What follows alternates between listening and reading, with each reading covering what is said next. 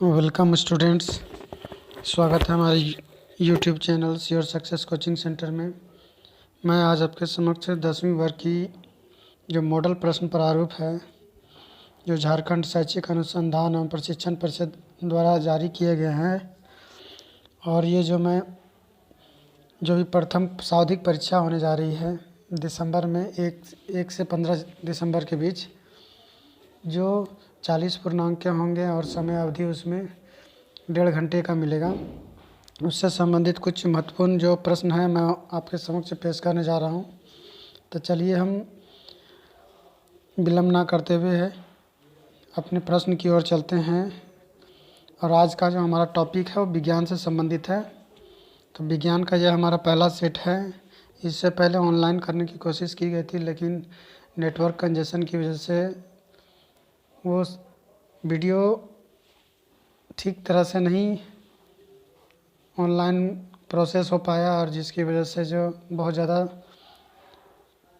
Picture quality में और sound quality में प्रॉब्लम थी। तो मैं इस वजह से मैं आज उसे ऑनलाइन ना करके ऑफलाइन भी रिकॉर्ड कर रहा हूँ, और ऑफलाइन के बाद इसको फिर से पोस्ट करूँगा। तो चलिए हम इसका जो प्रथम प्रश्न है उसकी ओर चलूँगा। तो इसका प्रथम प्रश्न है, दाढ़ी बनाने के लिए किस प्रकार के दर्पण का प्रयोग किया जाता है। तो दाढ़ी बनाने के लिए किस प्रकार के दर्पण का प्रयोग किया जाता है। तो दाढ़ी बनाने के लिए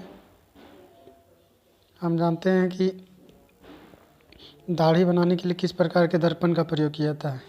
तो दाढ़ी बनाने के लिए अवतल लेंस का प्रयोग किया जाता है। तो इसका उत्तर हो जाएगा हमारा अवतल लेंस या अवतल दर्पण हो जाएगा, सॉरी। तो इसका उत्तर हो जाएगा हमारा अवतल दर्पण। गोलीय दर्पण में फोकस दूरी एवं वक्रता त्रिज्या के बीच संबंध। तो गोलीय दर्पण में फोकस दूरी एवं वक्रता त्रिज्या के बीच संबंध जो होता है उसको हम F=R/2, फोकस दूरी वक्रता त्रिज्या का आधा होता है, वक्रता त्रिज्या फोकस दूरी का दोगुना होता है। प्रकाश के अपवर्तन की क्रिया में कौन सी भौतिक राशि अपरिवर्तित रहती है। तो अपरिवर्तित केवल आवृत्ति रहती है। वेग, तरंग दैर्ध्य ये सारे आयाम बदलते रहते हैं प्रकाश के अपवर्तन की क्रिया में समय के साथ, लेकिन जो आवृत्ति है वो चेंज नहीं होती, इसलिए इसका उत्तर हमारा आवृत्ति हो जाएगा। अवतल दर्पण से परावर्तन के बाद किरण किस बिंदु से होकर गुजरेगी। तो अवतल दर्पण से परावर्तन के बाद किरण फोकस से होकर गुजरेगी। किसी दर्पण से वस्तु को कहीं भी रखने से वस्तु के बराबर आकार का सीधा प्रतिबिंब बनता है, तो दर्पण होगा। तो दर्पण कैसा होगा। तो वो दर्पण या तो समतल होगा या तो उत्तल होगा। प्रकाश के अपवर्तन के कितने नियम हैं। प्रकाश के अपवर्तन के 2 नियम हैं। इसी में से एक नियम, इसको हम स्नेल का नियम भी कहते हैं। sin I/sin R=C कांस्टेंट होता है। अगला जो प्रश्न हमारा है, किसी गोलीय दर्पण की वक्रता त्रिज्या 50 सेंटीमीटर है तो उसकी फोकस दूरी होगी। तो गोलीय दर्पण की वक्रता त्रिज्या 50 है तो उसकी फोकस दूरी आधी हो जाएगी। तो इसका उत्तर हो जाएगा 25 सेंटीमीटर। अगला प्रश्न हमारा जो है वो है 1 मीटर दूरी वाले उत्तल लेंस की क्षमता होगी। तो 1 मीटर दूरी वाले उत्तल लेंस की क्षमता 1D होगी। कि लेंस की क्षमता का सूत्र होता है P=1/F, जहाँ F मीटर में हो। तो 1/1 कैंसिल होगा तो 1 ही आएगा। तो लेंस की क्षमता का जो SI मात्रक होता है डायोप्टर होता है, तो 1D हो जाएगा। किसी उत्तल लेंस की फोकस दूरी हमेशा होती है। तो उत्तल लेंस और उत्तल दर्पण की फोकस दूरी हमेशा धनात्मक होती है। प्रकाश का वेग न्यूनतम होता है। प्रकाश का वेग न्यूनतम किस में होता है। तो प्रकाश का वेग न्यूनतम सबसे कम कांच में होगा, क्योंकि ये सघन माध्यम है। निर्वात में सबसे अधिक तीव्र होता है और कांच में सबसे कम होगा। 4D क्षमता वाले अवतल लेंस की फोकस दूरी होगी। तो 4D क्षमता वाले फोकस दूरी की अवतल लेंस की फोकस दूरी होगी। अवतल लेंस का फोकस दूरी इसमें निकालने के लिए उसी सूत्र का इस्तेमाल करेंगे, P=1/F। तो जब इसको काटते हैं तो काटने के बाद इसका आंसर होता 25 सेंटीमीटर आता है। अगला प्रश्न हमारा है, किसी उत्तल लेंस का फोकसांतर 50 सेंटीमीटर है तो उसकी क्षमता होगी। तो 50 होगा तो उसका फोकसांतर अगर 50 सेंटीमीटर होगी तो उसकी क्षमता 2D होगी। इसका इसी प्रकार जो P = 1/f जो सूत्र के आधार पर अगर बनाते हैं, पहले हम फोकसांतर या f को हम सेंटीमीटर से मीटर में कन्वर्ट करेंगे। उसके बाद सूत्र में P = 1/f जो होता है उसमें सेट करेंगे तो आ जाएगा कि इसका उत्तर हमारा जो हो जाएगा 2D हो जाएगा। अगला प्रश्न, प्रकाश का वेग सर्वाधिक होगा तो प्रकाश का वेग सर्वाधिक निर्वात में होता है। दिए गए प्रक्रम में कौन ऊष्माक्षेपी है? तो ऊष्माक्षेपी श्वसन हो जाएगा। चिप्स के पैकेट विकृत गंधता से बचने के लिए कौन सी गैस डाली जाती है? चिप्स के पैकेट में विकृत गंधता से बचने के लिए कौन सी गैस डाली जाती है? तो उसमें नाइट्रोजन गैस डाली जाती है। अगला प्रश्न हमारा है, जंग लगना किस प्रकार की अभिक्रिया है?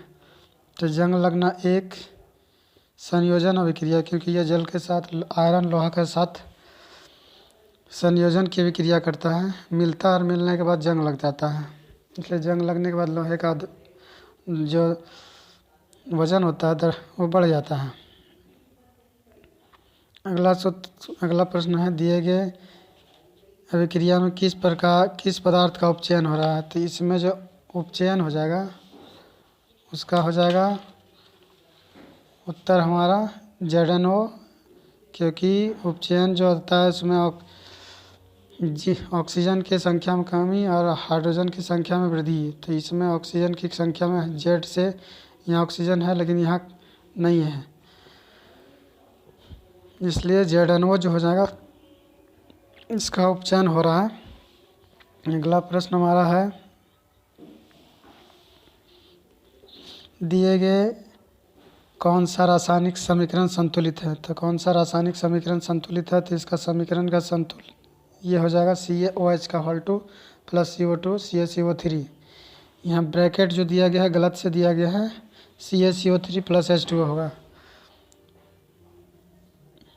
अगला प्रश्न हमारा है, दिए गए चित्र में कौन सी अभिक्रिया हो रही है? तो Pu + CuCl2 PbCl2 + Cu। तो इसमें कौन सी अभिक्रिया हो रही है? तो कौन सी अभिक्रिया हो रही है?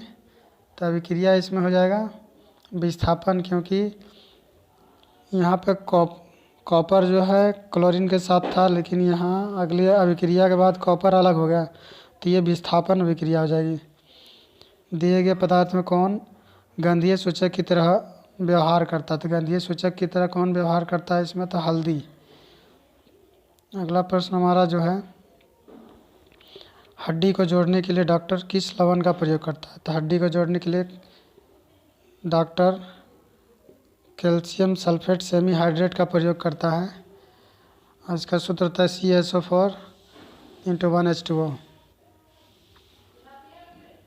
विरंजक चूर्ण का रासायनिक सूत्र क्या है या विरंजक चूर्ण का सूत्र क्या है? तो कैल्शियम ऑक्सीक्लोराइड CaOCl2। अगला प्रश्न हमारा है, इस चित्र में कौन सी अभिक्रिया हो रही है? तो इस चित्र में बैटरी के साथ कनेक्ट करने के बाद टूट रहा है, तो टूटने की वजह से इसमें क्या है, इसमें वियोजन अभिक्रिया होगा कि विद्युत अपघटन के फलस्वरूप वियोजन की अभिक्रिया होती है।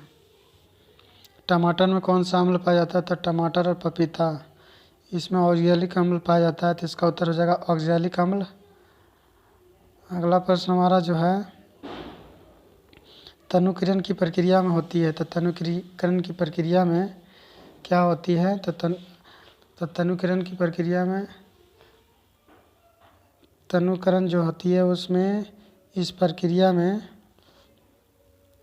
H3O+ और OH- ये क्रियाएं होती है। तो इसका उत्तर यहाँ पर जो ये है इसके सांद्रता में कमी होती है H3O+ में, तो यहाँ H3 छूट गया है, 3 यहाँ डालना चाहिए था इसमें, लेकिन इसका उत्तर जो होगा वही होगा C। तो इसका उत्तर हमारा जगह C हो जाएगा। अगला प्रश्न हमारा जो है, निम्न में से कौन प्रकाशीय वियोजन का उदाहरण है? तो वियोजन का उदाहरण, प्रकाशीय वियोजन का जो उदाहरण हो जाएगा AgBr हो जाए। ये टूटने के बाद Ag प्लस Br में विघटित हो रहा है। तो इसमें प्रकाश विघटित होने के दौरान, वियोजन के प्रक्रिया के दौरान इसमें प्रकाश का उत्सर्जन होता है। अगला प्रश्न है, अमीबा अपने किस अंग से भोजन ग्रहण करता था? अमीबा कुटपाथ से भोजन ग्रहण करता है और राजधानी में उस भोजन को पाचन क्रिया करने लगता है। निम्न में से किस जीव में स्वपोषी पोषण होता है? स्वपोषी पोषण हो जाएगा आम। तो इसका उत्तर जो हमारा आ जाएगा, निम्न में से किस जीव में स्वपोषी पोषण होता है? तो आम में हो जाएगा। मानव हृदय में कितने कोष्ठक होते हैं? तो मनुष्य के हृदय में 4 कोष्ठक होते हैं, आलिंद 2 और नीलय 2। अगला प्रश्न है, श्वसन वर्णक किसे कहते हैं? तो श्वसन वर्णक हम हीमोग्लोबिन को कहते हैं। उत्सर्जन तंत्र की क्रियात्मक इकाई क्या है? वृक्क या किडनी। इसको उत्सर्जन तंत्र की क्रियात्मक इकाई है। अगला प्रश्न हमारा जो है, वृक्क की क्रियाशीलता कम होने पर रक्त को शरीर से बाहर निकालकर छानने की प्रक्रिया क्या कहलाती है? इसको हम अपोहन कहते हैं। इसका उत्तर हो जाएगा अपोहन। जनन की मूल घटना क्या है? जनन की मूल घटना में अंडाणु और शुक्राणु मिलकर युग्मनज का निर्माण करते हैं। तो युग्मनज का बनना एक मूल घटना है।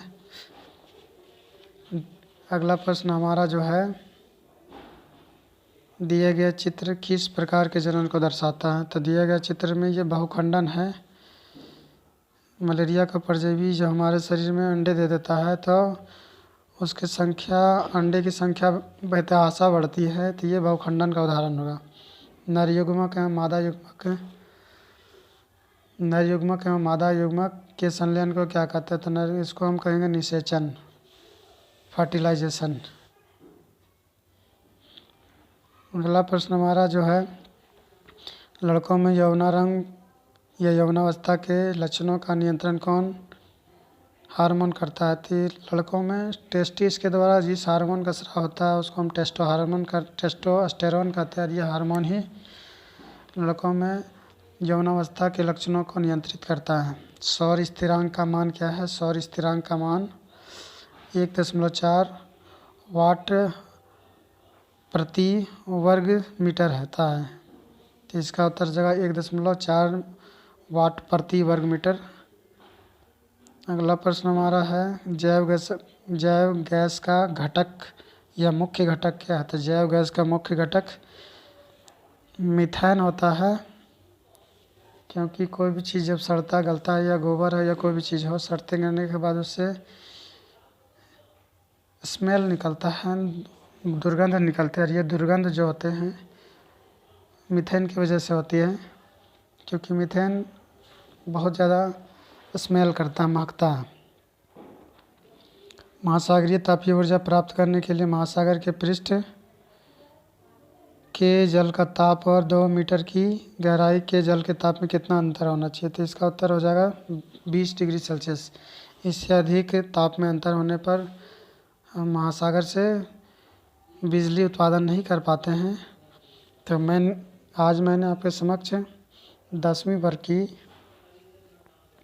विज्ञान से संबंधित जो जैक द्वारा जो मॉडल प्रश्न प्रारूप लाए गए हैं 40 अंकों के, उसे मैंने आपके समक्ष रखा।